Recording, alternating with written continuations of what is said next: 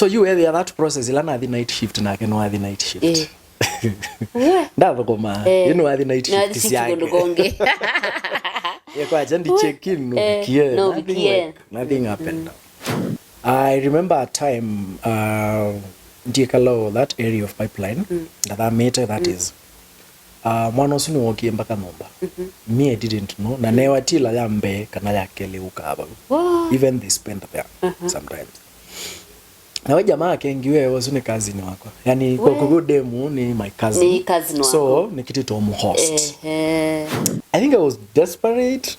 I was stupid in love. Nini? I confronted that guy na nomba kwake. I followed my ex.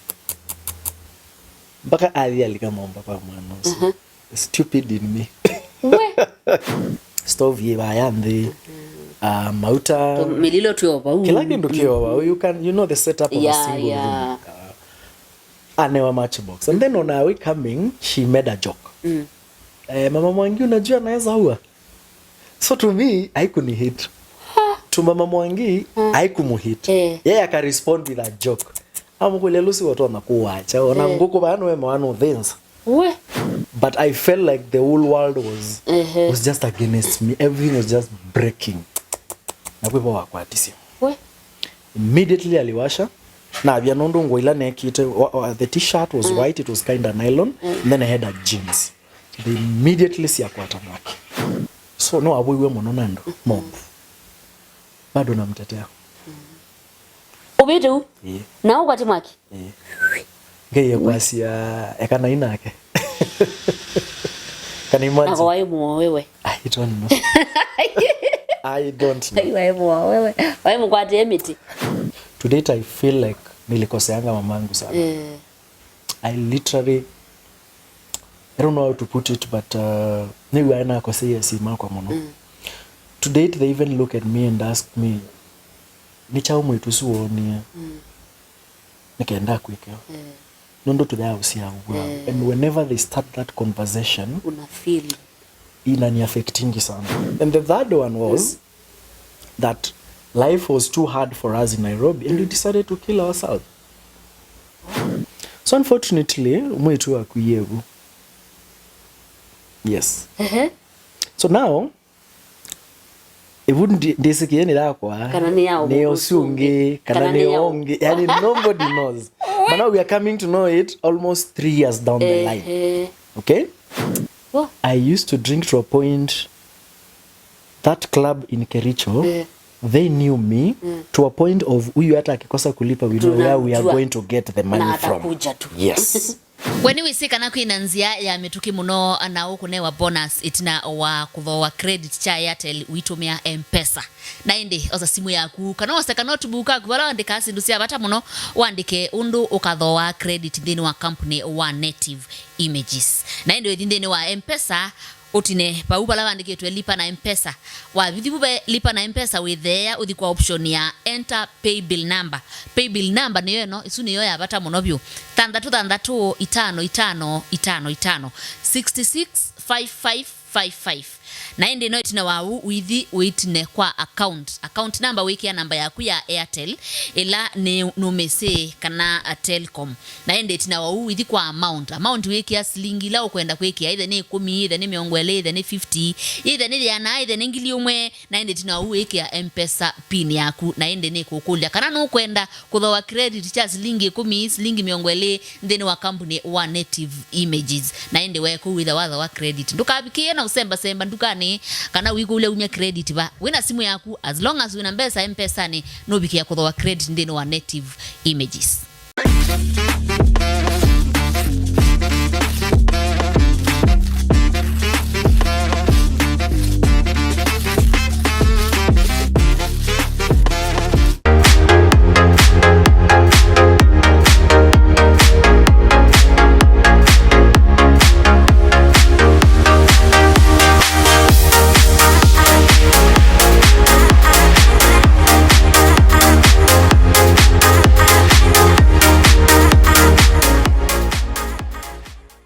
Tia mwati ndamba ya vero na Mutongo TV fans. Ni kalibu ingi tukabikie na ukwati ya niandini uone na nyawito kilunguni cha vero show. Kilungilai kukia kila wakele kwa mbia saili na miungwe na siya uyo Mutongo TV. Nandini wa platform siya vero show kana YouTube ya vero show no kwata program kila kana saasi onde ila ukwidho oyenda kusisia. So subscribe to YouTube channel ya kwani keda wile nuwa kwata programs usi onde. Nani mdana nuwa munde tiriwa na mwanake umawito kuma ukamba wa Makueni County ngalikoni ya Kibwezi kana Kibwezi ulawethiwe a fall in love kana esya ekango eyekila yenda kana ethiwa nandu na mwitu umwe omukamba na indi wethia weni wetumite kwikala na mundu muka usu lakini wethia kwa mundu muka usungi maundu mai tofauti na indi yabikia kumubibia na mautata na indi ngewa yake niyo inova no ni kwacha no soma kendo na nubikia na ututhika muthathani wa omundi na nimu bayano ndo kusupport vero show wati ndara ngati ndana senya kana tuleta nguye gota haya gota basi Wika lakata vi. Yes. Nduge dimba ya vero show mba ya Mutongo TV. Ndo programu hii pia nienda Mutongo TV on Tuesdays 8 p.m. Okay. Yeah, umakedio nde ni wetabia wakilishite kisio kiva. Mafans ma vero show Mutongo TV ena mukethia mono na nita wa Samuel Mbithi numetoka mba wa Kibwezi, that is Makueni County. Yes. Nice. Kibwezi. Kwenda wa Kibwezi. Nigo. Era Kibwezi karibu sana. Ambe ni mubeyano ndo create time. Kwa kandeno wa vero show nisi andumetha makwatanite. Na mundu muthukumi withia titho kanyondo tona otia we at desk ni ambo semba yake ondongo kethie kama sababu yako na hapana, but at least we create time. Asante sana. Asante pia. Now Samuel, life imekuaje? Life is a journey. Chichondo na kueta, it's a journey. On either twili and life is still continuing or to your baba.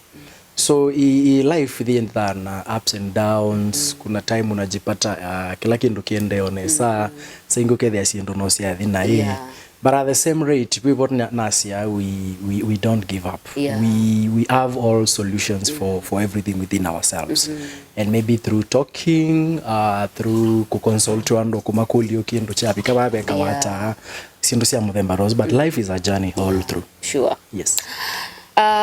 Ngoma ni tena story yaku na clips yaku na ngatino kulo na siatita landwala memoikio na strong we makati wa mo na ndwala daring so kota bya daring ndwala daring Okay. One of them na congratulations nondo wau. Thank you. Na I'm very sure story yaku akamba ingi maimese na pole nondo akilacha kitikie though ando ange la methi wana maomisi kana methi wana otoni kibathukanyo ndimia pole show ni mambia vero acha kuniambia pole niambie congratulations sababu ni alive na hiyo kitu cha tenge toki ni mini haikunimaliza. God will come through and ikaniumiza tu kidogo but I'm good. So pole nondo akilacha kie na tikaribu bikie na share story yako kile mwike wa mondo na usomethia mukamba we bando dunia bale bikite we ndi senior mbela over what happened? I think the first thing umweke ni very important. Na mabinda maingi nitokwa tawani nita mautatwa nita omondo maingi makindi lakini oundu weyo sana oundu weye kaliani ku determine the end result kana the end goal. First thing wamba kwasi ni kutungia ngai moya undu na ndu ngima bitite through the same thing I've gone through but actually ainge malepo ainge ma baby swe ngima tomo na to view all those violence sikwekeka within the institution we call marriage or institution or sia relationship or sia ndo mwisene and most of them never made it maybe or some of them they made it but because of the traumas, because of medical bills, the stigma out there aingi end up kwekata kweyewa So it's not something new. And there's nothing new in this world. Kila kintu chonde chekikie kitambo. This is just a repetition of the past. Na nye maisha mako machenji ye matuku 17 October 2012. Nione na bibi sioni mundu otwaendu otwesene o trying a process ya songe teka biko bandu kethia now. I can call it maybe marriage but not really officially. But at least andu ma kwito ni mesi on then ma mwesi anina mwesi friends ya kwa nisi ya mwesi pia. I was young, na 20 years. 20 years. Yes, na wenda ko settle. So I don't know whether to say I was rushing. Mapenzi ilikuwa mingi. I don't say mapenzi no wow. Yeah. You have to keep on taking medication ya mapenzi because it's like a tree nikiendo uku irrigate. At the end of the day kikaonenga a result matunda. Na matunda sengeno medha maseo maketha meo moyo angemaketha meo so it depends. Mwe tutu akomani hiyo ko ilovi back in 2011. I don't remember the exact month or the date, but during the Christmas holiday, because that Christmas holiday in the break ngadi. I was working as a security guard by then. That was my first job in Nairobi. Yes, I was being paid 5,000 shillings for your information. Wow. Watu anza mbali. So I met her through a friend. No friend na kena komanio na ko kuilobi, and then we shared like a mutual thing. Amanda we got kibarua nini, we are hustling together, mafungukiana mwedo ma friends. Exactly. Iwe then to ambisio push like the same agenda. Wakwata kibalo bando utanishtua hivyo. We used to visit each other. Iwe bona amanani na mwetu na ake amanani ite na mwetu me high school. Na lando mkoma na mwe high school, and then all of a sudden umetoka shule, then you come and bump at each other again in Nairobi. Anya naona mwetu na iwe na mwenda. And then we started to exchange contacts. We started having a conversation. Katiana, you know, that process. Whether na kaya ina issues pia.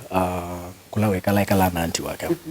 So jumi mapenzi imenibeba na naishi peke yangu. Na kwani iko nini? You can come and live with me, it's okay. But you will be having visits to your auntie. Nekekale nitaamua sawa permanently. Exactly. So we started it that way. Na time waya songa. But today kala more than 9 months. Then I started seeing what currently sequito red flags. By then I didn't know isu ningi mapenzi maukunikiti. Singeangalia nione yenyewe si ndo yeke. But now my background is more of my mom is a true Christian. My dad si mkristo kabisa, but every Sunday lazima tuende kanisa hivi. Wende udhi lakini ameke sure identity. So I've been brought up through the church way. And then it got to a point where there you ningo exercise more in my life kila na abundiswa ne kanisa ne. And then nina believer in marriage. I saw my parents' marriage, although ilikuwa na issues mingi and all that, but all kuvumiliana, we became people from there. So I wanted to exercise the same thing. Na mwetu langa komana na kene mwende wambe ndi atakuwa bibi yangu. I had never had a girlfriend in high school. Sijaikuwa. Yes. No, I'm a friend makuandikia na waloa, but nothing beyond that. I had not known any woman in my life. So having that in thought, na like mundulanga komana nake wa mbe. So now nimekutana na huyu na nimeamua ni yeye, and I want us to tuishi maisha mzuri. Now where I tricky aina nondo make maingi ndese. Of course ninaona, but I ignored. Why blind? I was naive. I was blind, and I blinded by love, you know. Niona yumondo tukatia na watu will happen. Ni kama utapata mwingine. Kama sitapata mwingine, you know, first love. Yenyewe. Inawaga na ujinga. So that's what happened. Now I started seeing her ayeka si ndo ite kweleka, and then I started questioning about them. We twatumia simu mwene nake ya kamulika mwezi. So no kana uma we also a security. I got a job as a waiter in a club. Oh, basi okay mao. Mbona thoko manga. Na why we are Muslim was now upgraded from 5,000 to 7,000. So the 2,000 shilling was making really sense to me. Alafu ningo tipi wa kona value amana. I'm working in shifts. Nondo nenda yuna lika that kwa mbisi thoko in shifts. Now I'm able to start schooling again. Nene si okay school na mbisi. So mo the evanti na the night shift. Mo than now next school. So I wanted to do that kind of a thing. So you were that process ilana the night shift na ke no the night shift. Ndava koma you know the night shift is yake. Yeah, kwa jandi check in no bikie. Nothing happened.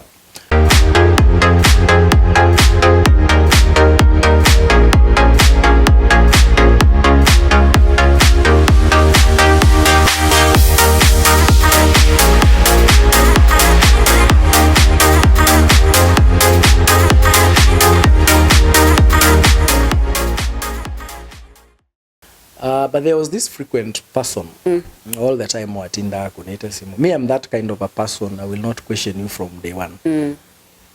Ni clear, but one day when I want to know anything, I will know. Na nitakuuliza.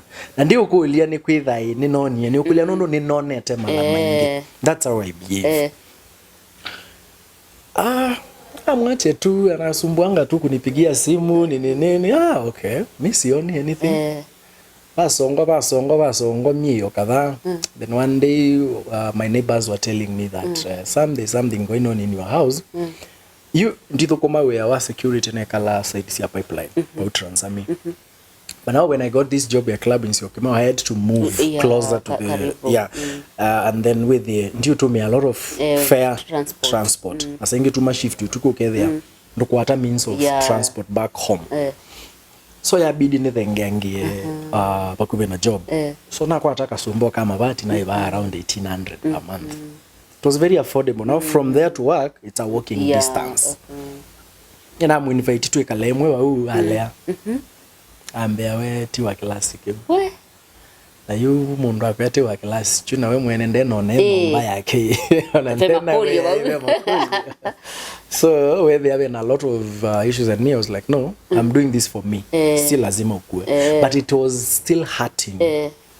Tuja break up, nothing has happened, but I feel like apana, if I continue being here, mimi ndio naumia zaidi. So now I had to completely move no kasi okay ma. But she used to visit. Yundiuma, the other side of pipeline, that's when net a lot of red flags. Binge. Na ngakosheniwa pia ni neighbors and a few friends ala nese nonamo. I remember a time Ndikalo, that area of pipeline that meter that is mwana usuni wokie mpaka nomba. Me, I didn't know na newa tila yambe kana yake leuka hapa. Even they spend there sometimes. Na we jamaa kengiwe wasuni cousin wako. Yani kwa demu ni my cousin. Ni cousin wako. So nikiti to host. Sita blame the guy as at that point. But again, you have to do your due diligence also. There was a time wangu ni simwambie ndoto wa mwitu. Yes. Remember to share simu na so I think I expect ya demu sunu wina simu. So ila wangu ni yesimu ninye nosie. Na iwe yane? Number ni saved of course, but na mwene simu nde nyao ndeva kube nondo inesi number. But still nila number ni question ya lot. And that day ambea endoto wa mwitu. Mwitu siya tawa Lucy ndonyo. Angole Lucy yako karibu. Ni mugamba wito. Ni mugamba. Ni mugamba. Angolia manosuti mugamba we. Ane nise Kiswahili Angolia. Lucy yaba kube na ndeba kube choki tupina kwe mwenye simu kwa kari. Angolia nani na mwamini Sam. Ambea kazini yake. So ne kulio makuli. Okay. Si kazini yake. Ambia pana aliniambia ni kazini yake wewe ndio umemhost for some time. as vi mamake anajipanga ndio ampeleke shule. Na mwana sio atawaidwe na mwedwin. Huyu si kazini yangu. This is my girlfriend for your information. Na nimeona mara mingi mkiongea nini and I don't think that is the right way to do. Ambe msichana nitamuoa, I don't know what. Ambe actually I'm married but I will marry her as a second wife. Wow. And I'm like, okay, maybe it's a joke, it's a prank, but I was hurting. And then mawe anene no kana ina mutavia. Sio da always ni kwa ndevia nesimu. Na umalabi. Adi lo amboka adi yako na simu. Adi yako na simu siaga manena. Now when it became now too serious, undu ninone tena ngatabua na okay there was a time I met that guy na ngamotadia. One on one, this is my girlfriend. I think I was desperate. I was stupid in love. Nini. I confronted that guy na nomba kwake. I followed my ex. Mpaka ali alikamwomba kwa mwana. Stupid in me. We. Na alafu. Kitetea mondo wako. I'm not thinking that this conversation might go bad. Na unaenda kwa nyumba ya mtu. Na naenda kwa nyumba ya mtu. Mtu nimemeet only once. Na tumeongea kwa simu na nimemuelezea this and this and this and this. But now nimeamka na mpaka ima. Wasiapo kila kikoka. Nitsia kila kikasiawa. I went there to alika. I waited for some time. I pressed the bell. Jamaa no avingoye nomba. Na alikangulia, kwani nyinyi wote mmekuja huku? And I sat down. And I'm so mad. And the guy was older than me. I think tulikuwa na age gap ya almost 8 years or 10 years. And I'm so mad. Naambia, mimi sina shida, msichana wako ndo ananipenda. We? So, nakiti yokumala. I was crying, like I was going through a lot to a point of I didn't know how I moved all the way from Imara to my house back. Sikuelewa anything on that stretch. Ulamwe tuno kwesa kwa wengi kwa weyo. Pole, you know, nini mimi na karo kangu kazuri. Okay. Ukamkubali. 2 weeks down the line, the same things. Now, what actually was even forcing me more Nume pipeline was one, the job. Two, I wanted to change the environment. Then no, kayune kalasi okay. Now na alea. We also a club worker watileka. There was an issue with the land Lamai, so they were evicted. Yeah, bidintina chao sina job. Na kwa tatu job tu promo nini nikaanza kufanya. So when nikifanya hiyo kazi, that was in now 2012. That stretch before Nokoban. Where they are akenita makosa ni na jamaa. You were there a frequent kwa mano.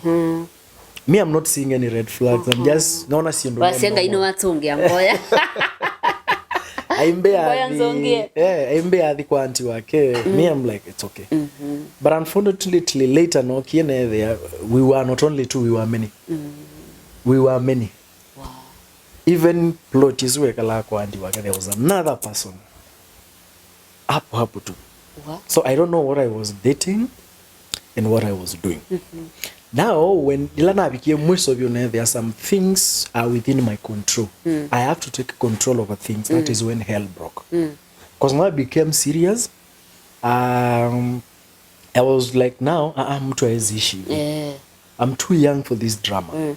My friends are also telling me that you're too young for this drama. So now you have to make a decision. And the decision is either way kalena mutu wa kuwaru matunda loka ya no yo isiweka ama utile mutusu kwitele ubandonge. And na mwega nitile mutusu. Now that day like the previous night kwakwa, I was supposed to go to work that morning. Peka wela na kwa atitoka short contract. And when she came, I still insisted that we part ways. Mimi siyezishi na mtu kama wewe. Mundu kweka anayeka. Mimi I'm tired and I'm done. Na sina ubaya na wewe. And do not mess out kama na later. But for now, this is what I need. And this is what is workable for me. You know machozi ya crocodile, hapana, you cannot do that. Unajua ningoende test, sijui tumetoka far. No, tujatoka far. It was only I think 8 months, 9 months of that drama. So convincing kidogo, nimekataa, nibembeleza na mwai. Ingwa issue, we fanya nini? We we will talk. I was not violent and I've never been violent in my life. But that day, something was provoking me. She was also provoking me with threats. But sizichukuli serious. I'm assuming, yes. I'm assuming. But had I taken steps for that process, but I took those things as that it nondo nina mweathi mtu atia na maybe pia alikuwa ameinvest in this relationship. Si lazima invest even financially, even emotionally, you know. But now mali imefika, we have to part. Zambia ndana mbesa usioka kwa na ndeo dhikwa anti wake. Na hivyo. Ena tupeso kadhaa. I gave her 2,000 shillings in cash. M-Pesa was not even popular those days. Smartphones were very limited people. I remember I saw my first smartphone with jamaa twasoma na akikuwa my well off. That was my first time. Actually, I think it was in 2012. I don't know when my first smartphone. I gave her the 2,000 shillings that night. Na ndongea.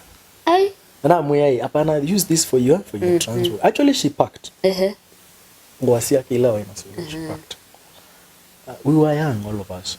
Because she was turning 20. Me, I was already nakuja ku complete my 20. Ingia 21. Apak we yo mundo anene to anene. I used to cook with a stove. And nina abunde ninaona undo my dad weka. My dad is a teacher. So my maenda makeka shopping ya last the whole month. Undo nakuto ni ushago interior. So that commuting is also not affordable. So neka the same things. So I would go buy paraffin from a petrol station, 5 liters. I know this one will last me this period. So we out a later. That night we didn't cook in that house. There was no matchbox. In the morning I wanted to, actually that night, yes, there was no matchbox, but I felt like ndiye ndoya. Nilikuwa na hasira, I felt like apana. So in the morning I wanted to make something before I go to work. But kwenda na vurugu. That morning. Kuna hesabu hiyo dhiki tukane kosa matchbox. Matchbox by then was going for 3 shillings. Neke hesabu na 9 noti nene ya mwenye kapana. So to her convenience, I ended yuko wa matchbox with 2,000 I've given her. But when she went to the shop, mwea madhena nyao change. So now she was like, nana unengai ningo ikata ningo kakuiva. Mwea no isinobunde esikie no ndai mundu frequent takwa. Mimi ningeenda kwa hiyo shop ningepewa. Neno sasa ndugu muno ngesa ivo later. So when she went there, so she came now. I had a neighbor. How my putwe kala Mumbai susia mabati, there was this side and this side. Mine was ya mwisho. And then my door before umine like the wall ya Mumbai kabisa. Ukutani? Yeah, almost ukutani. Yes. Alafu my neighbor's door was on the other side. So my neighbor on the bedroom, mimi niko sasa area yangu ya kukaa wangu. That lady etawa mama Mwangi mukamba batatu yetu ni Mwangi. She was a very good neighbor to me. Na mwito. So no ambano yangu wakujua na ndesi. The husband was also a good friend to me. Tuakomana tukathitu kadha ukapool nini just to activities and then we come back home. So we were like a family there. So because this lady my ex-girlfriend it is an easy access to get a matchbox. So now she came a matchbox from that house. Saisunye ni nomba. I had no bed na komande. Then ngeki ya curtain. Then ngadhi ya misuma ukutani nganika nguo. Nguo ile ingi na anika hapa juu ya curtain. Hapo juu ya curtain. Exactly. stove ye bayanthi mauta mililo tu over kila kindu kiowa. You know the setup of a single room. Anewa matchbox. And then on our way coming, she made a joke. Mama Mwangi unajua naweza ua. So to me, haikunihit. To Mama Mwangi, haikumuhit. Yeye aka respond with a joke. Amukule lusi watu wanakuacha. Onanguko bano we mawano things. We. Yenye unatio kuwa mpaka nyao. No wa mondo. So we never took it. We took it lightly.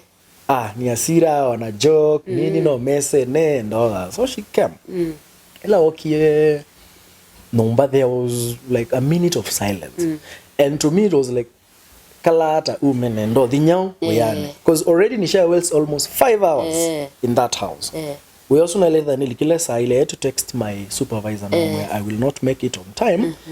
Lakini by 2 o'clock nitaingia. Ambia baichao by the issue. So saa hizo nisiavika around saa 5. Amwe itabidi umetoka. Sijui nini blah blah blah blah blah. You never yunye nasi okinethi like kitandani and I was kwa mattress. Then I was like, when you feel like going, utaenda. Mimi ndaamka ukishaenda. Ndaamka ukishaenda. So you know akomie wewe ya mao.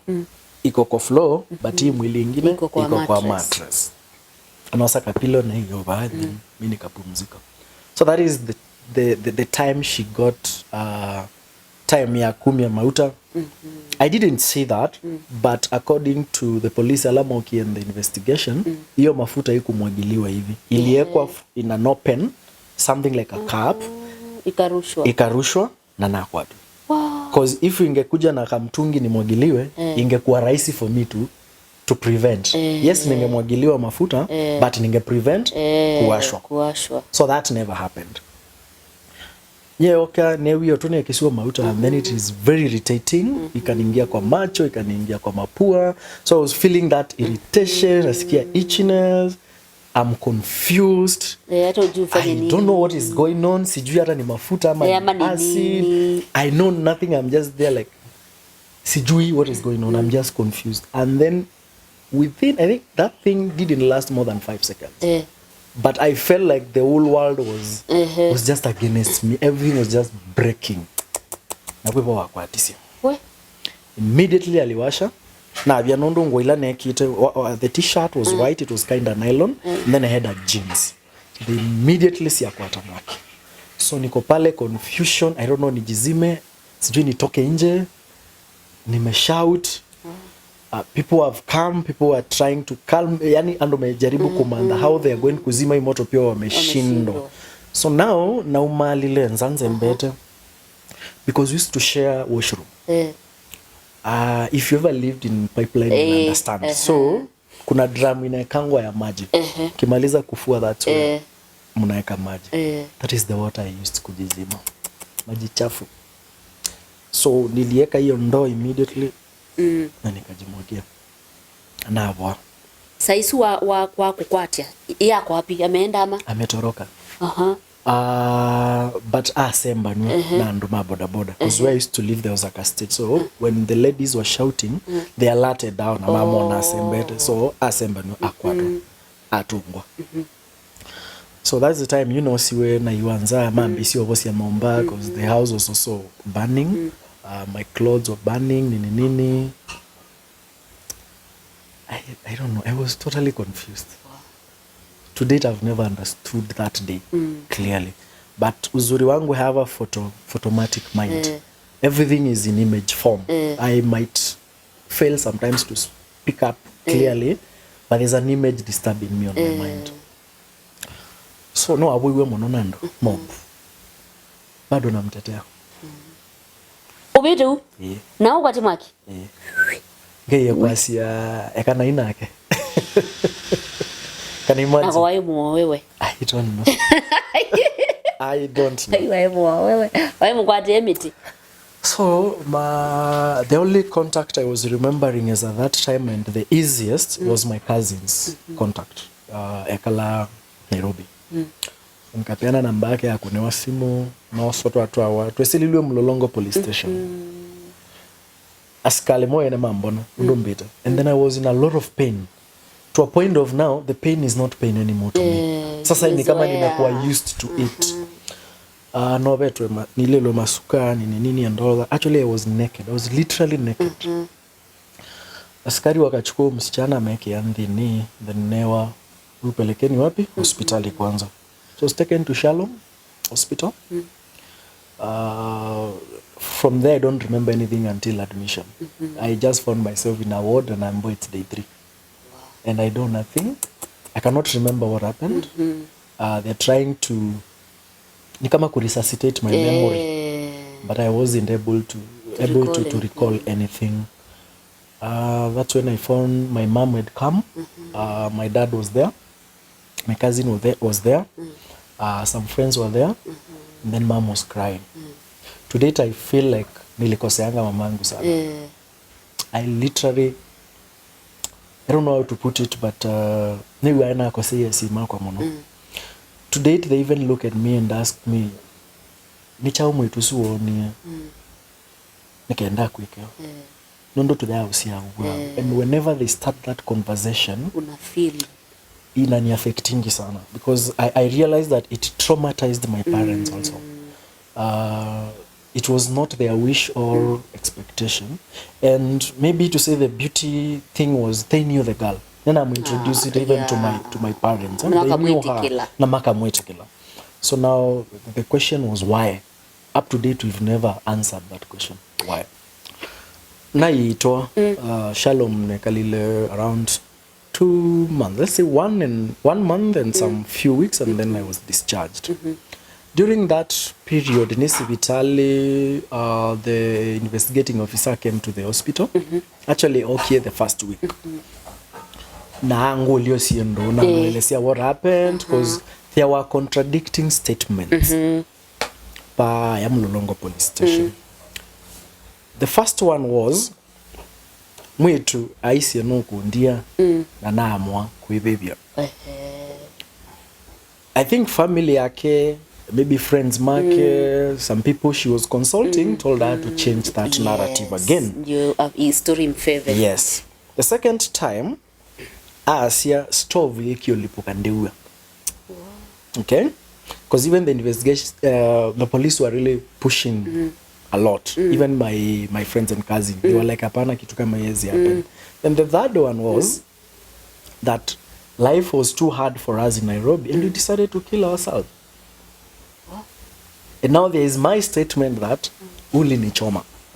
So now we have 4 contradicting. You were the ape story siya contradict ya kulingana na statement dundu siandike ito hii. Ya bidi nebo to seek more clarity on the same. Yes, I used to hospital beki nungwate aneacho, but my parents were really following up on that. So no kana discharge hospital. When I was discharged, no kana kwatwa ni sindu sita wa keloids and contractures. So now the band management ye kiwenai. Ndo nebete kuma kido ichonde kwa kube. And then moko mpaka kuku. Iwe thea nabona, iwe thea moko mabo mekita makwata neti na ngingo we thea naili. So if I have to move, ni move na mwe wonde. No kilia kuoko there is a limit to where inaweza fika. Yu ya bidi na ambisi kuateania na physiotherapy na kuambisi procedures. So without physio will work.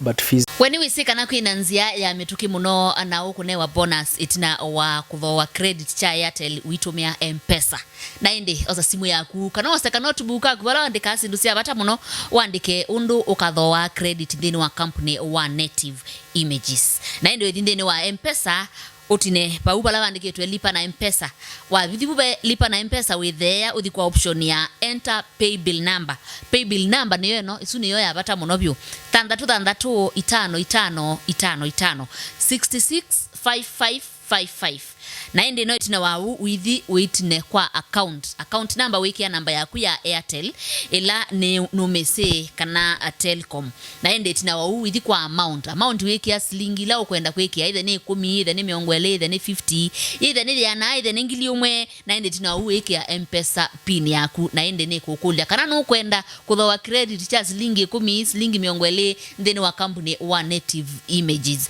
na indi weku with wa credit ndukabikie na usemba ndukani kana wiku ule umya credit ba wina simu yaku as long as wina mbesa M-Pesa ni no bikia kuthoa credit ndino wa native images where they are. It's actually hurting me. At that time it was in 4 months. Unfortunately within me iswina itatu twasie 1.5 nina hospitali. The other one I'm following up also on recovery.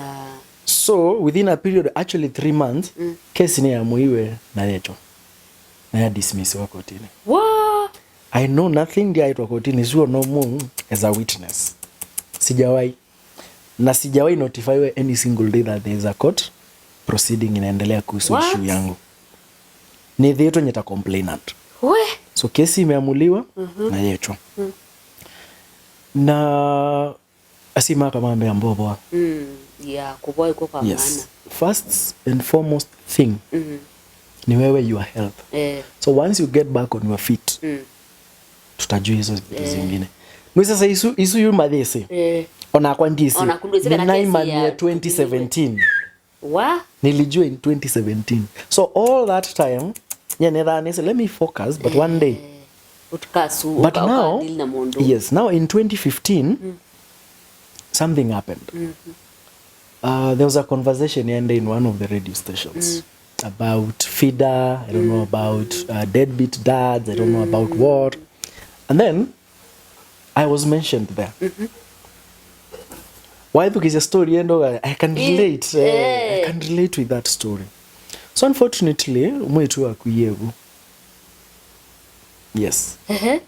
So now it wouldn't disiki ni lakwa ne osunge kana ne onge yani nobody knows. But now we are coming to know it almost 3 years down the line. Okay? Mwana usiwa kwatie we abantu basi na kwata job nzeo gotten a very good job actually by that time. Mwana usiwa we amoseo na mundu simu inena we've never spoken or seen each other for all that time. Mwana usiwa we amoseo andiye na kana anithretene akumbua I don't know a lot of stories that are happening. Akulwa thoko mawawera. She mentioned where I was working. Yes, I don't know how she knew. Yes, she mentioned, she gave out my name, she gave out everything, and I was like, I wish data policy was implemented during that time because I really suffered an online war. I really suffered a lot of calls, threatening, sijui nini and all that. I had a very good manager. She was a lady. Ndiye namwekalia namulili kama ndio tabisi kila cheki kiwa kwa.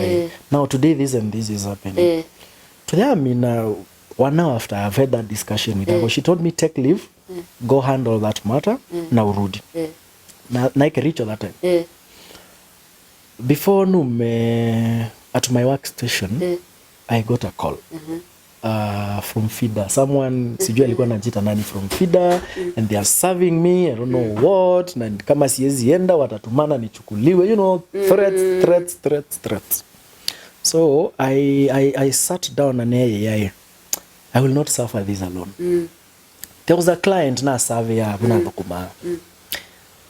I knew she was a senior magistrate, Kericho Law Courts. And I needed her advice. And then she told me, nilika courtroom in the next 10 minutes. If you can make it here in 3, then I will listen to you. Now, but accessing you is the problem. Someone, ukipiga hii simu, someone will bring you to where I am. So, nabika, nato awache mbane yake. I narrated the whole story, and then she told me nobody should threaten you. She wrote 3 letters. To me. Mwenyewe aliziandika. Na namwelezea issue ya kesi sio on there and everything and what happened. And then she wrote 3 letters. 1 to Mlolongo police station. Demanding failure. Your case. Your case. The second one to Mavoko Law Courts. Kesi ya kwa Mavoko Law Courts. Also demanding the proceedings of that case. And the third one was to DPP. How that case iliisha without kupewa my right of kusikizwa, niji explain and what happened. Then she gave me those 3 letters na ambe hizo ni wewe umeandika sasa. Take them to those specific officers. And in each office when you're there, let me know. I traveled from Kericho overnight. Okanavika lobby. I spent at my friend's place. Noka Mlolongo, I dropped that letter. I went to Mavoko, I dropped that letter. Then I went to the DPP's office in Machakos. I dropped that letter. Namambia they will respond within 2 weeks. So me, I traveled back. But I was still getting a lot of threats, nini. And then I was like, there is no problem. But sijaiona hizo signs.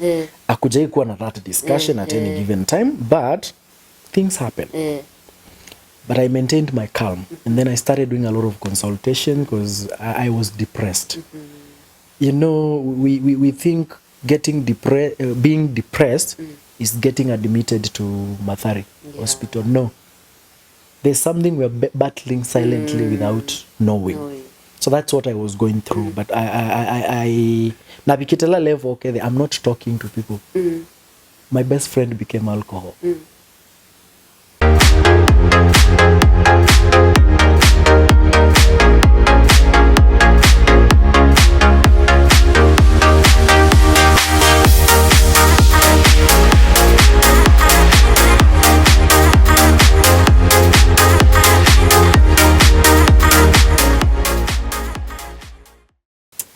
I used to drink to a point, that club in Kericho, they knew me to a point of huyu hata akikosa kulipa, we know where we are going to get the money from. Yes. To that level. That unakunywa, you go home, tomorrow unaletewa bill kazini ulipa. It was bad. There's a friend of mine who started talking to me in Kericho.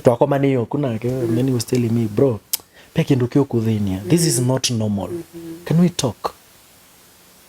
Even recommended niende mental institution. Niende rehab. I told him, no, I'm not going to rehab.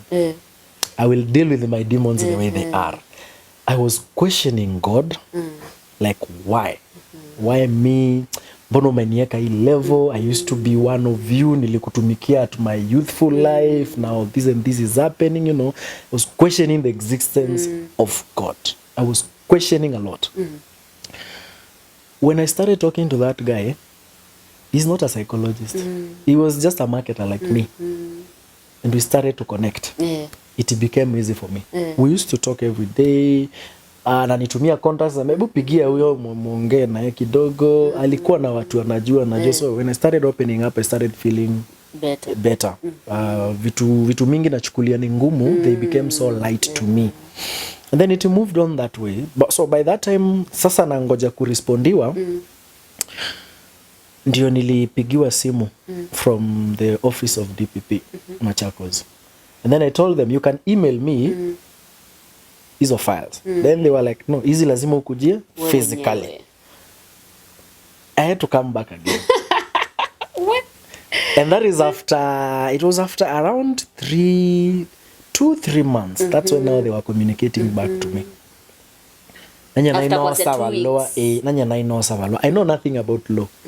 So when I got the letters, I opened them.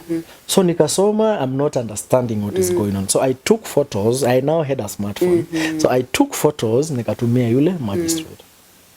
Akasoma, akaniambia kesi ilitupwa, and I think section 112, which clearly states amwezi rudisha hiyo kesi kotini. But nikamuuliza, mi sijai kuja, nikasema kesi kwe withdrawn, ama hii kesi tutasort hivi na hivi. You know, there are options. Sijawahi simama hivi kwa koti. Hata acha kusema, sijawahi simama hivi kusema what happened kwa koti. Sijawahi. And now it started raising questions. Na Amber, you just come back, we will find a solution. Now it has been that way mpaka wa leo. Now before all that drama, nina Mbithi kwe kwa surgeries procedures, and reconstructive procedures are very expensive. Some of them were paid by NHIF partly, the others I had to fund them. Nimefanyiwa 13 surgeries as we speak today. Skin grafting. Wow. The last 3 were very critical because ndizo zilikuwa like tumejaribu nziasio. Then this is now the final in these procedures that we are going to do. Inother ema payo ndo ungewekwa. So unafanya grafting, inapona, zingine zina fall off. Zingine inapatwa na infection, ina fall off, you have to repeat that procedure again. Zingine zinafanywa, hiyo side ina pick, but una develop a keloid. So now you have to go again to get that keloid off. So unapata you are on, off in an hospital. So the last 3 were very, very critical. They involved the harvesting of a full tissue with its veins, with its everything. Ndio kuja iekwe. So now they have to create a wound. Ndio sasa hiyo part kuja iekelewe. So that was in 2023. 2023 alone, within 3 months nilifanya the 3 surgeries. They harvested the first one from my right arm. Now they are separate one of the veins because yandakayo ke they live. Yes. So the vein ilipitishwa tu hapa and then the part ikaeko. I think we need to also look at the types of hospitals we go to and the qualification of these practitioners. That procedure, even the hospitals, I will not mention the hospital, but wakai wakijua they did wrong to me and they really made me spend a lot of money. They messed me a lot. Nimefanyiwa procedure. Actually, before the procedure, I had gone kwa clinic kwanza to discuss. Unfortunately, mundu latu unena na aketiwa kwesombeka that procedure. So I'm giving information to the wrong person. Now, siku ya surgery, that's when I meet the surgeon, I meet another person. And then I'm like, what is going on now? Yeye alisoma brief yenye imeandikwa kwa file. Okay? And then they had recommended to do, he did his best actually, the real surgeon now. He told me whatever has been recommended here, based on your history, I can't do. Because they had recommended again a skin graft. Then he said he's going to do what we call a free flap. And it's going to take around 4 hours. He was not psychologically prepared for that, but now ameona the situation how it is, now he has to change everything. Even the equipment zenye nataka kutumia and all that. So ilibidi after nimemweleza na wana meuma alanza theater. So now everyone, my friends are there. My cousin is there.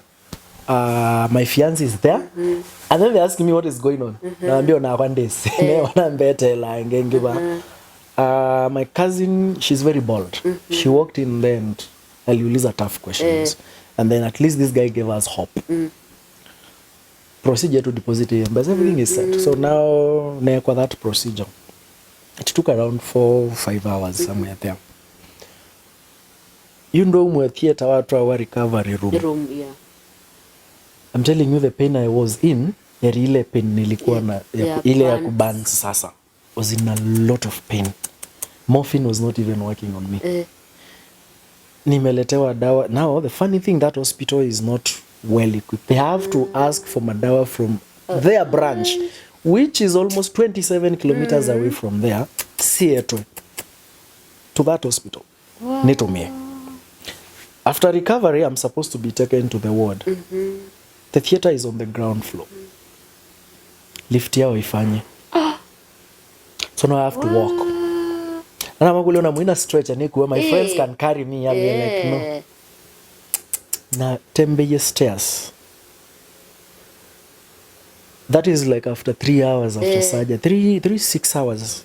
That can range. I'm still in pain, but nile sasa umeanza kuizoea, umeanza kuiadopt. Na tembea na vika wodini.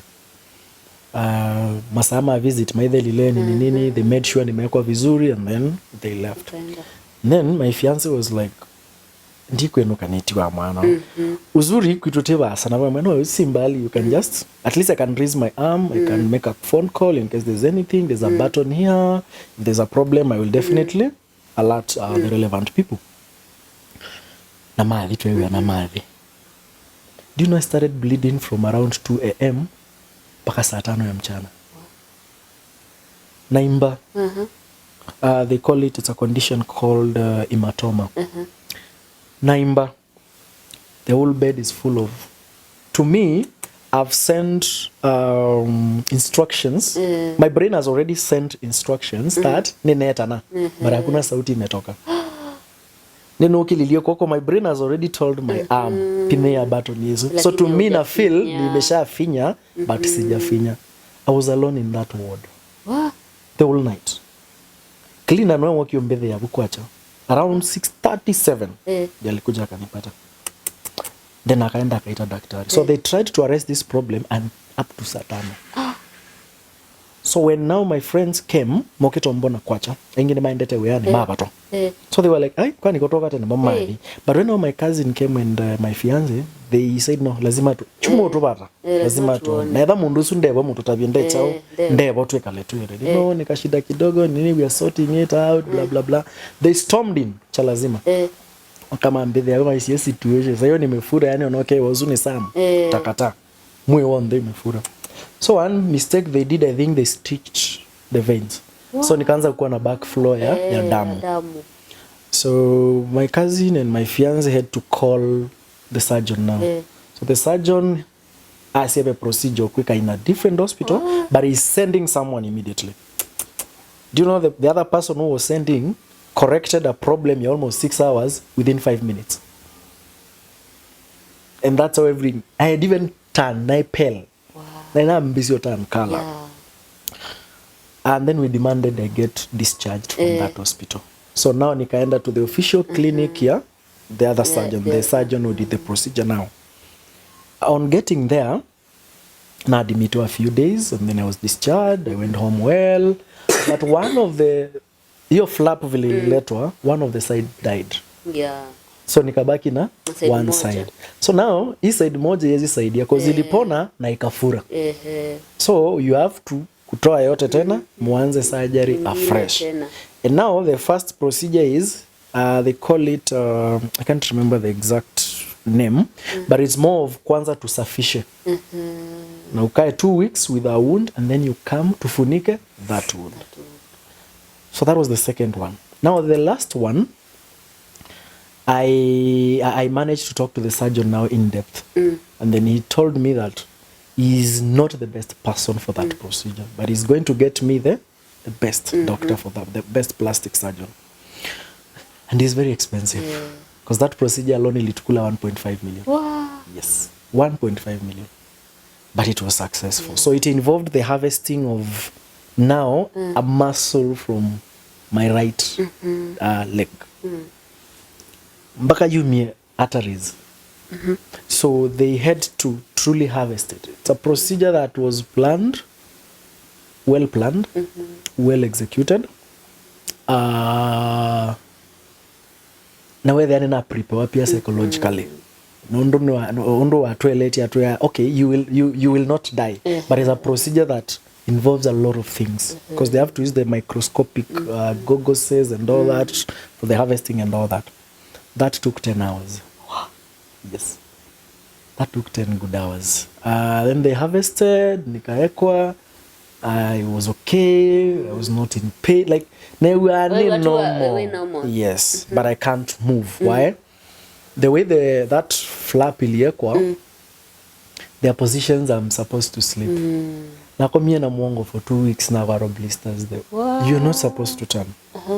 Mpaka ipik the way they explained it. But the beauty is I was already prepared. So even if I was complaining, I was like, but you guys told me. So that one was expected. Then I got discharged and then I started moving on with my life. So that has been my journey. Recently, you see now under the neck you wear. Yeah. So now, si kufura. Okay, ni kufura, that's how people take it, but that is more fat. Oh. So and then nika develop again contracture on this upper side and on this upper side. So it's making my sitting position difficult. So if I have to sit comfortable, I have to sit hivi na ndiye kala. Oh, toikumbete. Exactly. Ama I sit alafu ulinete bana. Ni lean hivi. There's no time I will sit straight. When it's too cold, the muscles they tend to shrink. So you find now my movement again becomes difficult because I think that we did not give enough allowance to the skin to stretch. So iko tight. Because if I move, this contracture ina stretch all the way to here. So inavuta ngozi from this point yote. So that's the next procedure that we are looking kufanya. Bedini ogedeba uwe pe post eno nete bandu shete anasia twa cost and then wavero vero shoni ngukule ni about chao ni about kuitwa ama ilikuwa about ni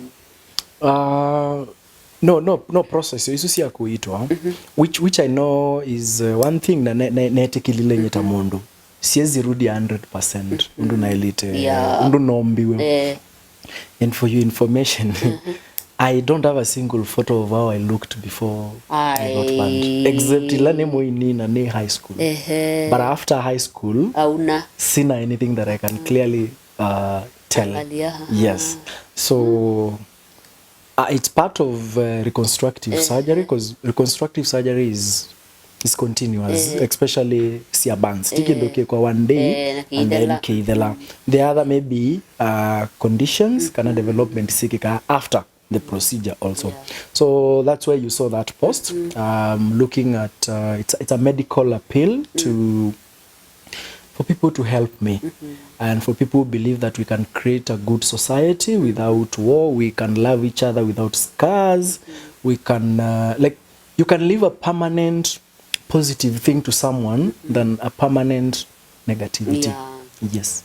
Wow. Wina ni arambe unaorganize ama ni hiyo poster peke yake watu wachange online ama uko na group WhatsApp ama unapanga kufanya aje? Because unajua si pesa kidogo unatafuta. Yeah. Because actually I'm also looking at clearing every month I pay hospitali pesa because we agreed sikumaliza the whole amount. Yes. So every month when I get money, I deposit some money. So I'm going back to the same people when you walinifanyia uzuri so that we can continue with the procedures. So sio arambe. I have a small WhatsApp group with a few friends. I'm trying not really to avoid, but yes, there are people who join groups with different interests and okay, there are scammers and all that, you know, and then getting that popularity out there. So I wanted to do first on my TikTok page. My followers and any other person Moloko we no one is exactly because we are looking at almost 800,000. Yes. Pokea utapata hiyo. Amen. So mafans maverovero tukuthatiniangane namba ila utona kusupport mwana witula ni Samuel Mbithi abikie na ukwata uwiti ula wailete abikie na kuitwa otondo wewa kila mwai ni webandibi ila wabikie na kuitwa etina wa kubibwa na mautamata ni mundu wa mwita sweetheart amwita kendo abokole amwita kendo wa kingi but ni life but wewe maisha kana wewe mapenzi menda kutwana tafadhali ondokea sana ndoke kale in the name of mundu ningwe nimwendete mundu eti tina mali bingi muno nake timandete mundu twekala miaka mingi hapana ambaye nambe no ikia thai waku so Samuel nukwitho inengane namba yake noane nukunengane oyu na pia nukwitho inengane timina program na ituko miandika baunde ni wa screen so tafadhali kiitwa omundi ni Samuel one ndwisi niwe kana ni mundu waku kana no so tafadhali kila winacho vikia na kumutumia nambani lo kwitha inengane kana paybill ni lo kwitha inengane kana tho utedio wisi utona umunenga pia karibu sana onokasi no kuungamia surgeries yonde wiweka tutungeanga imubea muno na tikuboya baraka ndukabikie na uthero la suo noma now nituma kwa nini kwa poster utapeana peana namba sahihi ama vile undu mundu utona ku support yes. Then makulu ile ratu then tumalize yes Namba yako ya simu ila ngutumia for that purpose. Actually ni create it a paybill number. I prefer the paybill, but also my contact is also there. Ni create it a paybill niyo easy na pia okay then ya centralize the collection na with the nela pia kuiva kana munduke then niyo na the genuinity in it. Ko it's a KCB paybill number ila ni 522533. Alafu account number wikia 99 059 99 059 isu niyo account number. Kwa kithiomo kingi withi kwa M-Pesa na undu tho wasindo through M-Pesa wikia paybill number ya 522 533 account niyo kwikia ila ni 99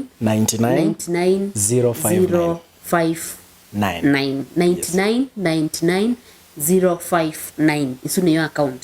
Alafu yeke amount ile ndo support nayo na endi pin ya kuya Mpesa then yeke niwa iba to Samuel Mbithi something sindio. Yes nangaye ikwathima now Samuel makulu elia tuimina niwa yeke ex girlfriend usu wa kwiki na kesi ukamifufua ela wibo wapi kana ni waise achana na history. Kusema ukweli kumweke na mweke hiyo na nyende na thina but at times we provoke back 2019 no amanthie kwa my Facebook Messenger but I ignored and then 2023 immediately na mina this surgeries now niwokie kwa Facebook ya kwenge ambandikia hae na mwea I didn't want to respond but something pushed me and then I was with my cousin that time also I frequent her a lot no ndetha cia muno psychologically wine na siendo mbingi na na mwea aya ndio na losi ambandikita message and I don't feel like talking ambaye this will be the best opportunity for you to talk to her. Continue the conversation the way it is, but usikubali kuprovoke. I'm here to support you. So I responded back. Angulia niendera na mwe niendena. I've actually posted that on my TikTok also. Angulia niendera mwe niendena. Ambia I miss you. And then that really triggered something. And then it nita fresh because I know ni mundu tuenda nite and all that me have moved on with my life so why all this na mukulia we bambe Mombasa mwe okay angulia wende yara na mwe ngoye niende nesa angulia why are you bitter with me na mukulia neither ni bitter na kweta umejuaje niko bitter exactly you're the one who started the conversation ambia we yani the way she responded akukuwa na remorsefulness then she was like okay what I did now mutume your photos siakwa I had someone who was taking photos and documenting my whole story surgery so I had photos in theater I had photos after theater I had photos in the ward and all that so anyway I think I was provoked enough so now I took the bad photos the graphical ones the ones that kwa pool ya blood and all that because I was like no you've tormented me enough let me throw back it to you so I sent her those photos and then I asked her what do you miss there and then I put a caption there that was me 3 months ago nikifanyiwa nini surgery ya damage yenye you caused so what do you miss there you know alisema nini she thinks I'm not ready to have a civil conversation with her. Yes. And I can go as well and block her. Where? Yes. Na nikamuuliza who started the conversation? I didn't. After all those years, nyendia umanda. Niwo kwegata? Niwo umanda. So I feel that point of being provoked, one, it's a clear indication that the justice process was already corrupted. And she feels so superior that nothing was done to her. And I'm here now suffering, paying medical bills, having emotional issues, you know, getting to a point of you are depressed because of a simple thing. So she feels that power. I had planned something with a few friends of mine. It's not something bad. I'm planning before I go for my surgery, I will do the same letters again. And I will do a walk. All the way from my house with my friends, and I wish I can get the media to cover that. This is not only for Samuel Mbithi. This is for any other person who has been denied justice. So that we get to understand what really happened. It's not about me. It's about everyone else. I will be delivering those letters personally, doing a walk, a charity. So my followers, Vero show. You can join me. It will be a peaceful one. It will be a peaceful one. We will notify the police early in advance so that we can get the permits and then we do it. Yes, because my problem is I want to understand what happened. Because if this continues, then it means a lot of people who are gender-based violence are really suffering a lot. Yes. Wow. All the best. Thank na you. Congratulations nundu wa kuyetikila na kuosa jani ya healing. Edha positive na unaendelea vizuri. Pia asante wingi nundu wa ndeni wa Vero show. I wish you all the best. Ndeni wa surgery ya kuila next. Ndeni wa demo siya kuilo kuika siya kupreach kawa amevae udhele. In fact kuna mashida mingi nundu na ala matanene tema umi tende no relationships kandi no marriages ni moingi. Thank you muno. Ni moingi matesi matono nena hata matona kwiwi kata. But asante sana nundu wa kwa makushai na kwa kushare story yako. Uli move on. Lawe manoni bia wasia fiancé. Sio fiancé ashakuwa wife ama. Hizo memories uli delete za ex na ukasema wacha nianze ya fresh. Ilikuwa aje, lazima ili take time. Haikuwa rahisi. And we accept all the challenges undu sailio. And today I was having a conversation with a certain lady. And then she was also trying to encourage me because the conversation is based about what happened to me. So nikampe a glimpse. And then she kind of shared had a similar deal, not to her but to a friend. And then ambe ndo Biblia yasia guard your heart with wisdom. And that wisdom is what will create happiness, and it is what will give you like what you need out there. Because without the wisdom, utapotea sana. That one I've learned today. Now going back to how I moved on, it is not easy to just wake up and pick this glass and then you just put it over there, especially when it is broken. It was a long journey and I'm still going through that journey. One thing is,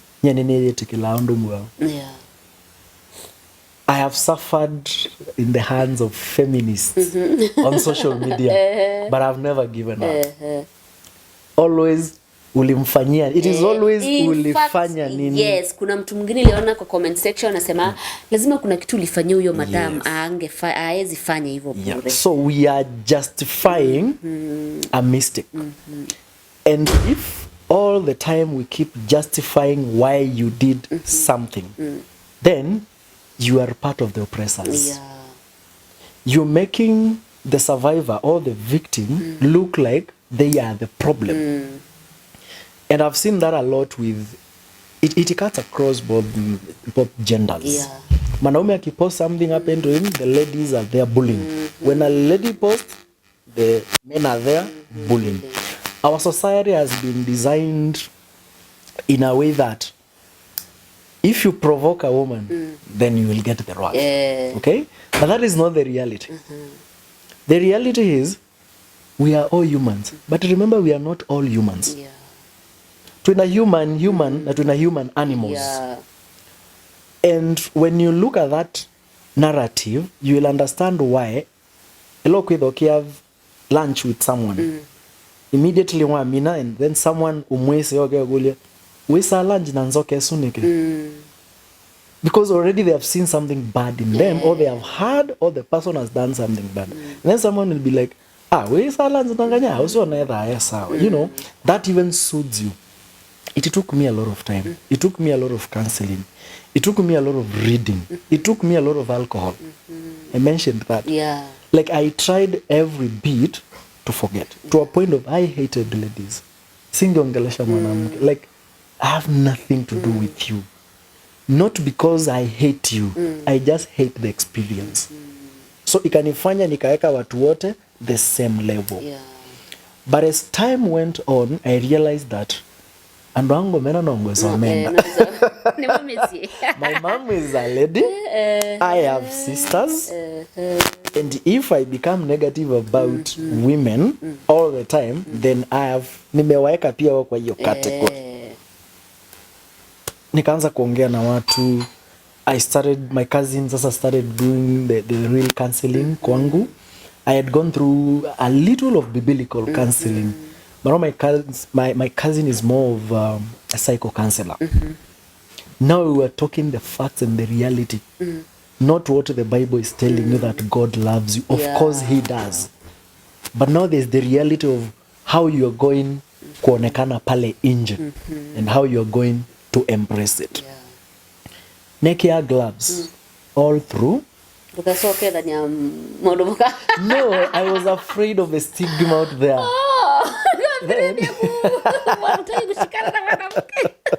No.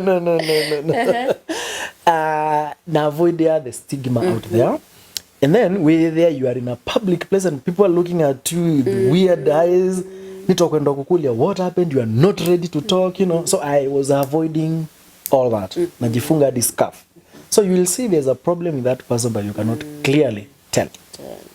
So one thing she told me was, gloves isu ambiumia. Scarf isu oba tupa. Full neck isu kia tupa. Vaa nguo kama watu wale wengine normal. And if anytime anyone asks you what happened, don't shy off. Tell them what happened. I used to lie kitambo a lot. A sign of I had not accepted myself. Magasi alipukie nomba na avya. So it makes the conversation easy. Wewe mundu mukai Nikki. Utaki maswali mingi. So that's what I was avoiding. During that time, social media was not vibrant like today.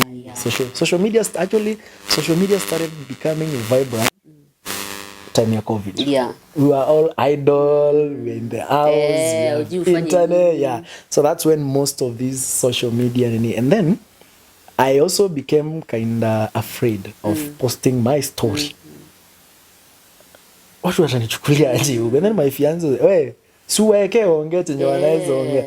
Na yeye si wa social media by the she doesn't. So when I started talking about it, actually I realized the things that I could handle, I handle them easily through social media. And then I become like a point of encouragement to a lot of people. Today I get a lot of DMs on my socials about people asking me how I managed to get there. It's about accepting yourself, picking up the pieces. The pieces, yes, they might not come back together. But as time goes on, you are gluing that problem slowly, to a point whereby everyone sees you as totally a different person.